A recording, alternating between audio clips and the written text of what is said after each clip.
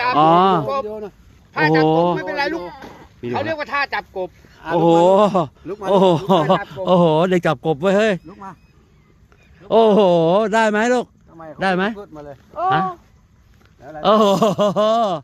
โอ้โห โอ้โห บางใบข้าวบาดหน้าหรือเปล่าเนี่ย ปู่มีชุดไหม ไม่นะข้าวอ่อน มีชุดป่ะ มาเร็ว อ๋อ ลุก โอเค ขึ้นมาลูกมาเร็ว ข้าวอ่อน โอ้โห ไปขอ โอ้โห อ่ะลุกกัน อ่า ลุกแบบซูเปอร์แมน ตัวแมนเลย ลุกซูเปอร์แมนซูเปอร์แมน ป๊า เอาเปล่าเดี๋ยวผม ป๊า เอาให้ เสียงปู ผมเอา ป๊าเสียงปูน่ะ จะถ่ายรูป ป๊า อ่า ป๊าครับ ฮะ เสียงปู เอาแล้วปู่ลงแล้วไว้ปู่ลงให้แล้วไว้โอ้โห เราก็ว่าจะถ่ายรูปกัน อ๋อ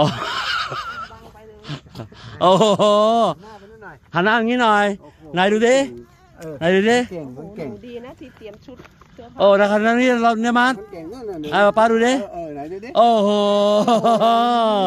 โอ้อย่าเข้ามาใกล้นะ โอ้โห